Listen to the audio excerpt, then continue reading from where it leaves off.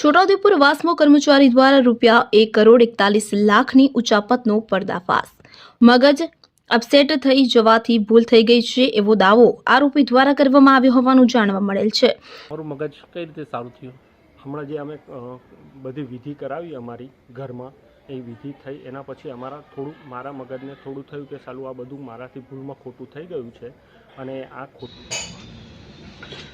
Chhota Udepur police સ્ટેશનમાં વાસ્માના deputy ઇજનેર અજય ચૌધરીએ પોતાના કર્મચારી તિમિર પટેલ સામે 1,41,00,000ની ઉચાપતની ફરિયાદ નોંધાવી છે। વિચિત્રતા એ છે કે આ તિમિર પટેલે ભૂલ કબૂલી છે, મારું મગજ અપસેટ હતું, મારું મગજ ફરી ગયું હતું, તેના કારણે મેં આટલી મોટી રકમની ઉચાપત કરી છે તેવું આરોપી તરીકે કબૂલે છે અને ત્યારબાદ 10,80,000 જેવી રકમ છે તે ખાતામાં પરત જમા પણ કરે છે। કોની મંજૂરીથી પૈસા જમા કરે છે તે પણ પ્રશ્નાર્થ છે। આ તિમિર પટેલ છે તેને વિધિ વિધાન ઘરે કર્યા ત્યારે એનું મગજ છે એ કામ કરતું થઈ ગયું અને પોતાની ભૂલ સમજાણી। તો અહીંયા વિધિ વિધાન કરે અને 4 વર્ષ સુધી આ કર્મચારી ખાતામાં નોકરી કરે છે અને આવી મોટી રકમની ઉચાપત કરે છે, ચેકોમાં ખોટી સહીઓ કરે છે, પોતાના ખાતામાં ટ્રાન્સફર કરે છે।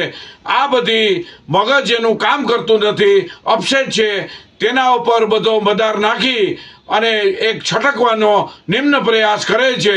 વિજ્ઞાન જાતા આ સમગ્ર ઘટનાને સખ્ત શબ્દોમાં વખોડે છે, નિંદા કરે છે કે આ ઘટના આટલી મોટી રકમની અંદર કોઈ પણ કર્મચારી સાથી કર્મચારીની મિલીભગત હોય અને આટલી મોટી રકમની સહીઓ કરીને ઉચાપત કરે અને બેધડક રીતે પોતે અધિકારીને પણ નીચાજોણું થાય તેવું કૃત્ય કરે છે તે માફ કરવા યોગ્ય નથી।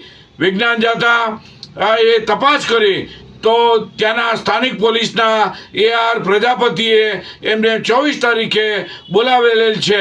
આવી મોટી રકમની ઉચાપત કરે છે, સામેથી પોલીસ સ્ટેશનમાં આવે છે અને તેને જવાબ દેવામાં આવે છે। આરોપી છે તેને સસ્પેન્ડ કરેલ છે કે નથી કરેલ, મોટી રકમના ઉચાપતમાં પુરાવાનો નાશ કરે તેવી પૂરેપૂરી સંભાવના છે। આવા કર્મચારી 4 વર્ષ સુધી કરે, સાયક્રેટિક પેશન્ટ હોય તો પણ ખાતાના અધિકારીને ખ્યાલ આવી જ જવો જોઈએ, કેમ ન આવ્યો તેવો પણ મોટો પ્રશ્નાર્થ છે।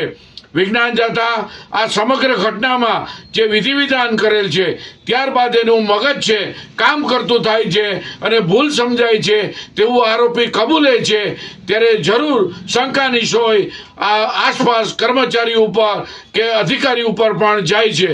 તો સત્ય હકીકત તો તપાસમાં બહાર આવશે, પરંતુ પોલીસ અધિકારીએ 24 તારીખ આપી છે અને પોલીસ સ્ટેશનમાં સામે આવીને આરોપી કબૂલે છે અને પોતે કબૂલાત આપી અને સામે જાય છે ત્યારે એને મુદત આપવામાં આવે છે ત્યારે જરૂર સંશય થાય છે। આવી ઘટનાનું પુનરાવર્તન ન થાય તે નાગરિક તરીકે સૌની જવાબદારી થાય છે અને મગજ ફરી ગયું છે તો એને તાત્કાલિક ધોરણે અત્યારે પણ નોકરીમાં કેમ ચાલુ છે તે પ્રશ્નાર્થ છે।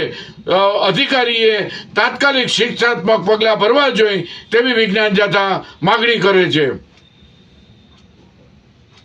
મારું મગજ કઈ રીતે સારું થયું? હમણાં જે અમે બધી વિધિ કરાવી અમારી ઘરમાં, એ વિધિ થઈ એના પછી મારા મગજને થોડું થયું કે સાલું આ બધું મારાથી ભૂલમાં ખોટું થઈ ગયું છે અને આ